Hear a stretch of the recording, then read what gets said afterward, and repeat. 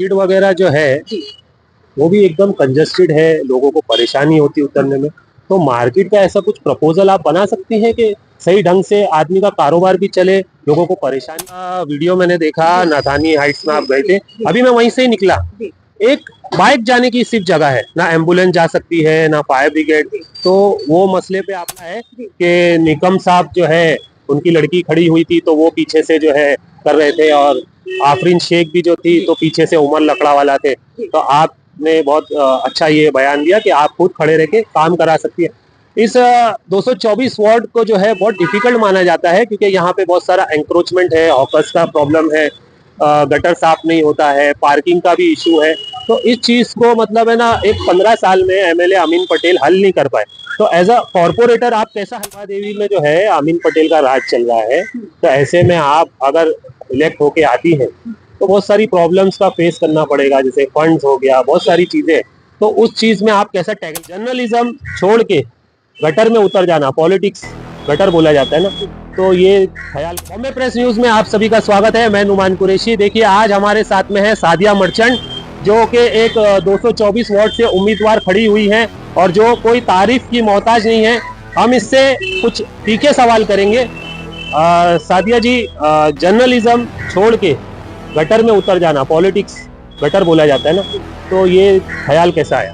भाई ये ख्याल इसलिए आया कि वो कहा जाता है कि अगर गंदगी को साफ करना है तो आपको गंदगी में उतरना होगा, ठीक है। और मैं एक जर्नलिस्ट हूँ, सीनियर सहाफ़ी हूँ, रिपोर्टर हूँ, तो मैं ग्राउंड जमीनी स्तर पर मैं काम करती हूँ, मैं देखती हूँ। और चूंकि मेरा खुद का जो मैं जहाँ घर है वो मेरा उसी 224 वार्ड में ही है और 10x10 की खोली में रहती हूँ। और जो परेशानी से मेरे इलाके की जो जनता, मेरे हल्के के जो लोग बेचारे गंदे पानी से, अपने गटर से गुजरते, उसी गंदगी से मैं भी गुजरती। तो मुझे ये मेरा एक मकसद था कि अगर मुझे मेरे घर को मैं साफ रखूंगी तो मैं मेरे इलाके को साफ रखूंगी, है ना। तो अब अगर मैं सियासत में, मेरा उतरने का एक ही मकसद है कि मेरी जो 224 की आवाम है ना भाई, बहुत परेशान है। चाहे वो आप गंदगी का मामला ले लीजिए, चाहे पार्किंग का, सबसे बड़ा 224 का जो मसला है वो पार्किंग का है ना। और ऐसे बहुत से मुद्दे मसाले थे कि बहैसियत एक कारपोरेटर का काम गंदगी साफ करना नहीं। एक आप ही के चैनल के माध्यम से लोगों को इन्फॉर्म करना चाहूंगी कि 2017 के बाद से कोई इलेक्शन कारपोरेशन का हुआ नहीं, तो क्या बीएमसी ने क्या वो कचरा उठाया नहीं? उठाती है, मसले मसाइल बहुत है, लेकिन मेरा मकसद मेरे लोगों को इस गंदगी से बाहर निकालना। चलिए, ये बात अच्छी है कि आप वही इलाके से हैं, और हमने भी कई बार ये न्यूज चला है कि इलाके का उम्मीदवार जो इलाके को जानता हो, नहीं तो पार्टी किसी को भी लेकर आती है। अब यहाँ पर जो है मुंबा देवी में जो है अमीन पटेल का राज चल रहा है, तो ऐसे में आप अगर इलेक्ट होके आती हैं तो बहुत सारी प्रॉब्लम्स का फेस करना पड़ेगा, जैसे फंड्स हो गया, बहुत सारी चीजें। तो उस चीज में आप कैसा टैकल कर पाएंगे? देखिए, अभी जैसे आपने कहा राज, तो देखिए मैं मानती हूँ कि अल्लाह की ताकत से बड़ी किसी की ताकत नहीं होती। और रही बात, अगर मेरी जनता, मेरी आवाम मुझे उस काबिल समझकर जिता कर इस कुर्सी पर बिठाती है, तो मैं देखिए हाउस में कैसा है, आज आप देखिए कि फला पार्टी के लोग है ना, अपनी बीवी को खड़ा कर रहा है, कोई अपनी बहन को खड़ा कर रहा है। तो आपके माध्यम से मेरा लोगों से एक सवाल है कि हाउस में अगर आपने सादिया मर्चेंट को बिठाया तो सादिया मर्चेंट आपके सवाल उठाएगी या उनका भाई शाहिद मर्चेंट उठाएगा?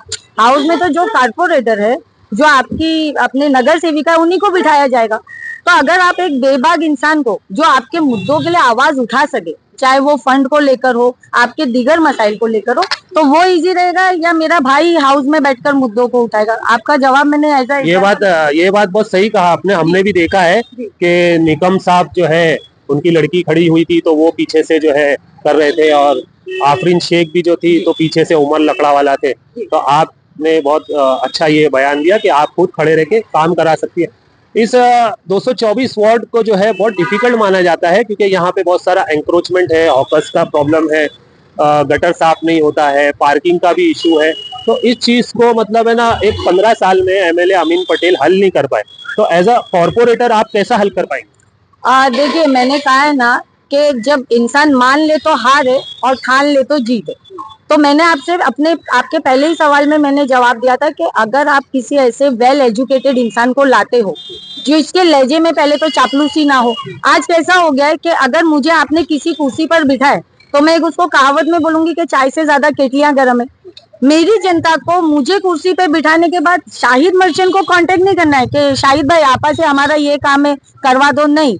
अगर कोई शाहिद मर्चेंट के पास आया भी है तो जनता में ये हिम्मत होना चाहिए। शाहिद मर्चेंट किसी को बोले पहले मुझसे बात करो तो जनता उसको बोले हमने शाहिद मर्चेंट को वोट देकर नहीं जीता है, हमने सादिया मर्चेंट को जीता है, तो हम अपनी प्रॉब्लम का हल भी सादिया मर्चेंट से करवाएंगे। आपका वीडियो मैंने देखा, नाथानी हाइट्स में आप गए थे, अभी मैं वहीं से ही निकला। एक बाइक जाने की सिर्फ जगह है, ना एम्बुलेंस जा सकती है ना फायर ब्रिगेड, तो वो मसले पे आपने क्या सोचा? देखिए मैंने सबसे पहले, आपको याद होगा कि कुछ बरसाती मेंढक जो होते हैं ना वो कुएं से बाहर तब निकलते बरसात होती है। जैसे एक एग्जांपल देती हूँ, मैंने 6 महीना कबली एक मुहिम चलाई थी जो क्राफर्ड मार्केट से जेजे तक का जो बसें रखी गई है और जो हमारे मकामी जो ड्रग्स वगैरह लेते हैं उनके लिए एक ताजमहल खड़ा किया गया है ब्यूटिफिकेशन के नाम पर। आप मुझे बताइए वो जो बसें लाइब्रेरी बनाई है या रेस्टोरेंट बनाया गया वो किस काम आ रही? अगर उसी जगह को हम पार्किंग का वो बना दे, 2 व्हीलर पार्किंग, और आज हमारी यंग जनरेशन के रोजगार पर कोई ध्यान ही नहीं दे रहा। आज हमारा यूथ पढ़ा लिखा है लेकिन हमारा यूथ, आप हमारे बाजार गली में जाइए वहाँ MA MCOM पास बच्चा बटाटे प्याज का ठेला लगा रहा है। अगर हम वो पार्किंग जोन बना दे और वही यूथ को हम काम दे दे कि बेटा आप एज अ सिक्योरिटी गार्ड, तो उनको रोजगार भी मिल गया। एटलीस्ट देखिए मैंने जैसे आपसे कहा ना कि सुबह रात को बादाम खा के सुबह पहलवान नहीं बना जाता है। अब जब मैं गंदगी में उतरूंगी तो एक ही दिन में तो गंदगी साफ होगी नहीं, लेकिन वक्त लगेगा ना। तो मुझे जब आप सिस्टम में बिठाओगे तो इंशाल्लाह मैं आप लोगों के सबके ताउन से उस सिस्टम को मैं आहिस्ता आहिस्ता इंशाल्लाह उसको इम्प्रूव कर सकती हूँ, उसको सुधार कर सकती हूँ, इम्प्लीमेंट ला सकती हूँ उसमें। मार्केट वगैरह जो है वो भी एकदम कंजस्टेड है, लोगों को परेशानी होती है उतरने में, तो मार्केट का ऐसा कुछ प्रपोजल आप बना सकती हैं कि सही ढंग से आदमी का कारोबार भी चले, लोगों को परेशानी भी नहीं हो? बहुत अच्छा आपने भाई सवाल किया। सबसे अहम चीज, जैसे मुझे मेरे सोशल मीडिया पर सवाल आ रहे हैं कि सादिया पर पार्किंग के बाद सबसे सेकंड जो बड़ा इशू है वो हॉकर्स है। ठीक है, देखिए हर इंसान की रोजी रोटी है, तो मैं ये इंशाल्लाह कोशिश करूंगी कि मेरे हॉकर्स के लिए एक ऐसी जगह मैं अपने अपॉइंट कर दूं जहाँ उनका रोजगार भी चले और मेरे मकामी लोगों को किसी तरीके की कोई परेशानी हो। और एक टाइम लिमिट हम रख देंगे कि भाई इतने बजे से इतने बजे तक आप अपना यहाँ पे इस जगह पर बैठकर अपना कारोबार भी कर सकते हो। इससे आपकी रोजी रोटी भी बंद नहीं और जो हमारे मकामी रेसिडेंशियल लोग हैं उनके लिए भी रास्ते क्लियर हो जाएंगे। ये मेरा इंशाल्लाह एक आगे फ्यूचर का एक प्लान है। तो ये थी सादिया मर्चेंट, 224 वार्ड से उम्मीदवार एनसीपी की। हम इनको बहुत सालों से जानते हैं और कैसा एरिया की बहन है। जो सवाल जो बहुत सारे लोगों ने कमेंट्स करके पूछा है कि एरिया के लोगों को लाया जाए, एरिया के लोगों को काम दिया जाए, तो माशाल्लाह से पढ़ी लिखी है, जर्नलिज्म करी है और जर्नलिस्ट भी रही है तकरीबन 19-20 साल से, और काफी कुछ है ना काम करती है लोगों के लिए।